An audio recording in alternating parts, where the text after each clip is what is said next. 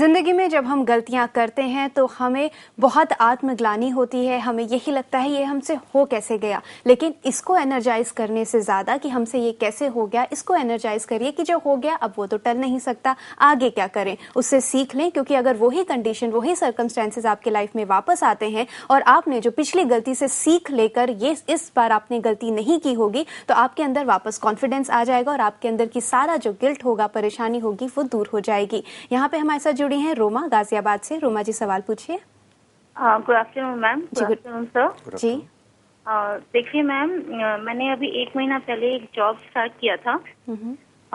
तो उसमें क्या था कि एज अ मैथ्स टीचर मैंने जॉब स्टार्ट किया था, लेकिन इन 1 महीने में मुझसे 2-3 गलतियां हुई और कुछ स्टाफ के पर्सन हैं जिन्होंने मेरी गलतियों को इतना बढ़ा चढ़ा के प्रिंसिपल मैम के सामने शो ऑफ किया कि उन्होंने मुझे आज डिप्रोमोट कर दिया और बोला कि Roma you are not capable to teach maths, so that's why we are मतलब हम आपका डिप्रोमोशन कर रहे हैं। तो उससे मुझे इतना फ्रस्ट्रेशन हुआ कि मैम, मैंने उनसे कहा मैम आई एम कैपेबल, लेकिन हो सकता है कि मैं एज अ फ्रेशर मुझे अपनी कमियों का नहीं पता हो, आप मुझे एक चांस और दीजिए। उन्होंने कहा नहीं।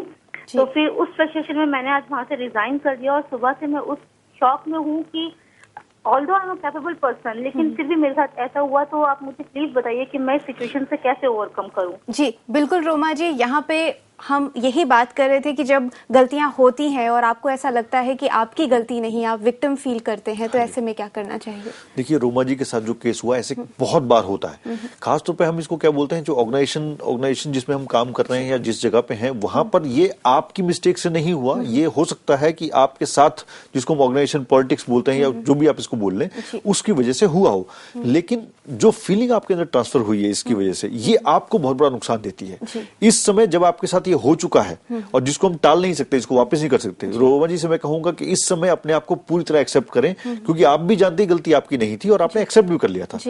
तो जब भी ऐसा आपको फील हो रहा है आज की डेट में, तो अपने आप को इस सिचुएशन में एक्सेप्ट करने के बाद ये माने कि ये चीज जो जॉब आपकी गई है, इसको एक्सेप्ट करें कि ये आपके लिए शायद हो ही ना, शायद आपके लिए और बेटर एक चीज अवेलेबल है, एक चीज वेट कर रही है।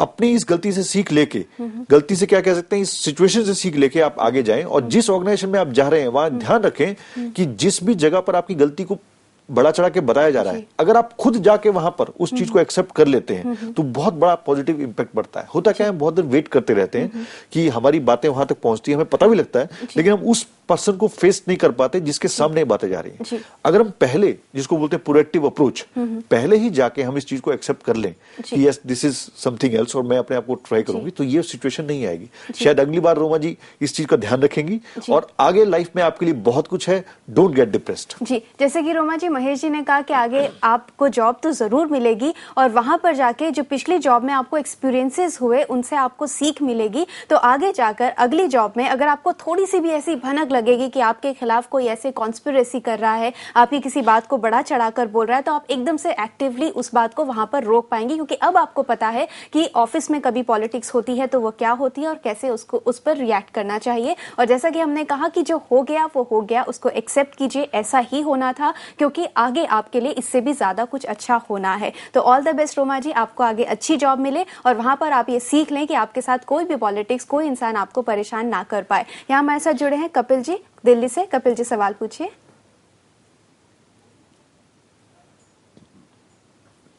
मैम, मेरा ये सवाल है कि मेरी जॉब बार बार छूट जाती है और इससे मैं थोड़ा डिप्रेस हो जाता हूँ। कपिल जी, आपकी जॉब बार बार छूट जाती है, आपको लगता है कोई रीजन है जो बार बार छूट जाती है जो आपको लगता हो? मैं एक्चुअली कॉल सेंटर में काम करता हूँ और मतलब मैंने ग्रेजुएशन खत्म करने के बाद 3 साल मैंने लगातार अलग अलग तरह की जॉब की हैं, पर मैं एनवायरनमेंट में उसे एडजस्ट नहीं कर पाता और इससे मैं काफी बहुत लोनली फील करता हूँ और बाद में उसे क्विट कर देता हूँ अपनी जॉब।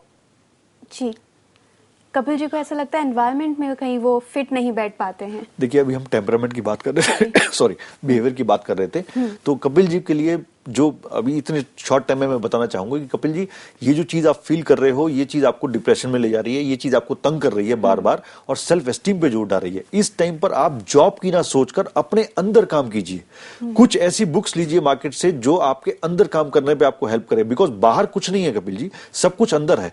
अगर आपने अपने अंदर को स्ट्रांग कर लिया तो आपको कोई जरूरत नहीं होगी बाहर से किसी जॉब को छोड़ने की, किसी एनवायरमेंट में एडजस्ट होने की।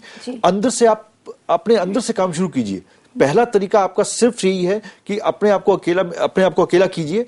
कुछ बुक्स लाइए जो आपको अंदर काम करने पे हेल्प करे, सो दैट अगली बार जब आप जाएं तो अंदर से कॉन्फिडेंट महसूस करें। जी, जैसे कि महेश जी आपने कहा कि सब कुछ अंदर होता है, बाहर कुछ नहीं, तो महेश जी जैसा एनवायरनमेंट आपका ऑफिस होता है वो आप पर वैसा ही असर करेगा जैसा आप अपने ऊपर उसे असर करने देंगे। अगर आप जाके कॉन्फिडेंटली सबसे बात करेंगे तो सब आपसे कॉन्फिडेंटली बात करेंगे, आप लोगों से अच्छे से हंसकर बात करेंगे तो लोग आपको हंसकर बात करेंगे। तो इसलिए आपको पहले खुद में बदलाव लाना है, खुद की पर्सनैलिटी इतनी स्ट्रांग और इतनी अट्रैक्टिव बना लेनी है कि दूसरा इंसान या पूरा एनवायरनमेंट आपके हिसाब से काम करने लगे। और आप ये कैसे कर सकते हैं, इसके लिए जैसा कि महेश जी ने कहा, बुक्स पढ़िए, मेडिटेट कीजिए, पहले खुद के अंदर बदलाव लाइए, खुद को कॉन्फिडेंट बना लीजिए। और ये आप कर सकते हैं क्योंकि सब पॉजिटिव एनर्जी की वजह से होता है जो हम अपने अंदर ला सकते हैं। आज हम बात कर रहे हैं मिस्टेक मैनेजमेंट की। जैसे आपने शुरू में कहा था कि माहौल भी ऐसा होना बहुत जरूरी होता है और बच्चे सबसे पहले घर से सीखते हैं और वही हमारे संस्कार बेस बनता है, हम आगे बढ़ते हैं। तो घर में कैसे माहौल बने कि मिस्टेक्स को बचपन से ही हमें पता हो कि ये गलती सीखने का जरिया है। बिल्कुल, हम शुरुआत इसकी बहुत छोटेपन से कर सकते हैं कि आप माँ बाप के लिए भी ये है कि उन्हें अपने अंदर बदलाव लाना है, क्योंकि बच्चे देख के सीखते हैं, बोल के नहीं सीखते। उन्होंने देखा कि किसी ने गलती की और पापा ने मम्मी ने उसको डांटा या उसके साथ लड़ाई हो गई तो बच्चे सीख जाते हैं कि मैं अगर गलती करूंगा तो मुझे भी डांट पड़ेगी। यहाँ पर आप अपने अंदर बदलाव लाइए। अपने घर के एनवायरनमेंट में अगर किसी से कोई गलती हो जाती है तो आप उसके साथ बैठें और उसको अपने ऊपर हंसने की कोशिश कीजिए, इस एबिलिटी को डेवलप कीजिए। जैसे फॉर एग्जांपल आपका बेटा आता है कि मेरे से ये गलती हो गई, आपको पता लगता है, तो आप ये बोलिए कि मेरे से भी होती थी, बचपन में मैंने बहुत गलतियां की है, नो प्रॉब्लम, कोई ऐसी बात नहीं है। उससे वो लाइट हो जाता है और उसको महसूस होता है कि ये गलतियां तो पापा से भी हुई थी, मम्मी से भी हुई थी, तो इसमें कोई गुनाह नहीं है। जी, तो बच्चों को बचपन से ही बताने की जरूरत है कि गलती से आप सीखें, लेकिन एक लाइट माहौल के साथ उनको ये भी जरूर बताइए कि गलती वापस नहीं होनी चाहिए, इससे सीख लेके आगे आप कोई गलती ना करें, उसको एक्सेप्ट करें। बहुत बहुत धन्यवाद महेश जी जागो में आने के लिए।